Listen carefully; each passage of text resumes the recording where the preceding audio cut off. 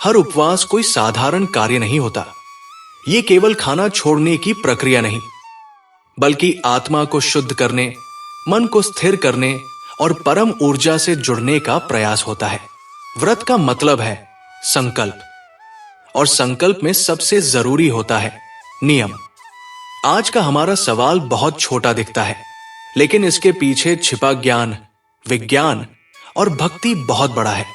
सवाल यह है, क्या पूर्णिमा व्रत में नमक खाया जा सकता है? आइए अब इस प्रश्न की परतों को धीरे धीरे खोलते हैं, ताकि न केवल इसका उत्तर मिले, बल्कि इसके पीछे छिपी सच्चाई भी स्पष्ट हो। पूर्णिमा व्रत का संबंध सीधे सीधे चंद्रमा और मानसिक स्थिति से जुड़ा होता है। पूर्णिमा के दिन चंद्रमा 16 कलाओं के साथ अपनी परिपूर्ण अवस्था में होता है, और इसी दिन मनुष्य की चेतना सबसे अधिक संवेदनशील रहती है। ऐसे समय पर आहार, यानी जो भी आप खाते हैं, वो सीधे आपके शरीर ही नहीं, आपके मन और आत्मा पर प्रभाव डालता है। इसलिए पूर्णिमा व्रत में आहार को लेकर बहुत सावधानी बरती जाती है। अब आते हैं नमक पर। नमक दो प्रकार के होते हैं।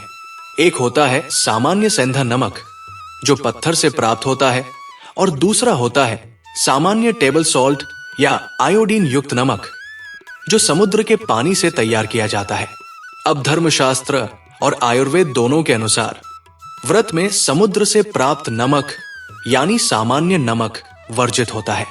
क्यों? क्योंकि समुद्र से प्राप्त नमक में केवल लवण ही नहीं, बल्कि भारी तासीर होती है। ये शरीर में गर्मी पैदा करता है, क्रोध, उत्तेजना और अशांत ऊर्जा को बढ़ाता है, जो व्रत के मूल उद्देश्य के बिल्कुल विपरीत है। व्रत का मूल उद्देश्य होता है मन का नियंत्रण, इंद्रियों का संयम और आत्मा की ऊर्ध्वगति।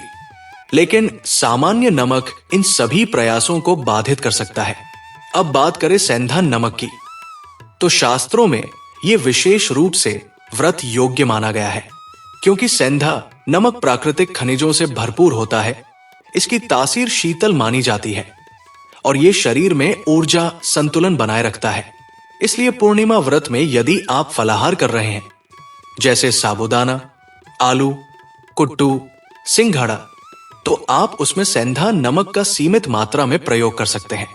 लेकिन यदि आप संकल्प लेकर व्रत कर रहे हैं, यानी बिना अन्न, बिना नमक, केवल जल, फल और दूध पर आधारित, तो उसमें नमक भी वर्जित होता है। यह पूरी तरह इस बात पर निर्भर करता है कि आप व्रत किस भावना से कर रहे हैं। क्या आप केवल नियम निभा रहे हैं, या आत्मिक जागरण के मार्ग पर हैं? अब एक और प्रश्न उठता है, क्या नमक छोड़ने से कोई विशेष लाभ होता है? उत्तर है हां, बहुत बड़ा लाभ।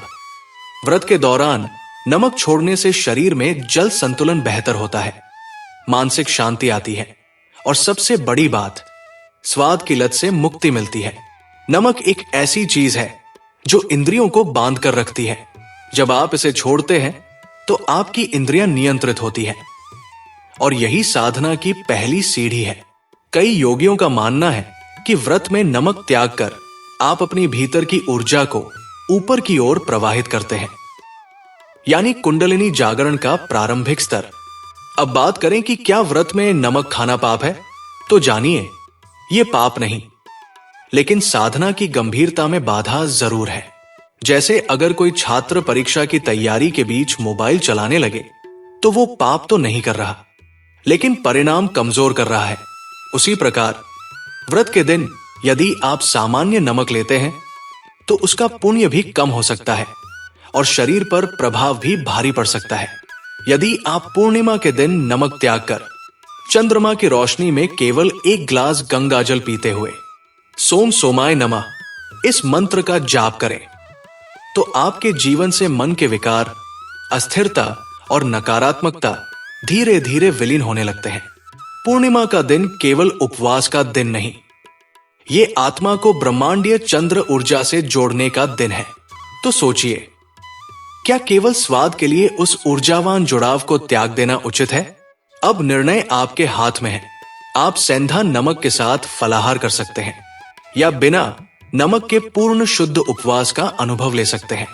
लेकिन याद रखिए, आपका भाव, आपकी श्रद्धा और आपका संकल्प ही तय करते हैं कि आपका व्रत आपको कितना ऊंचा उठा सकता है।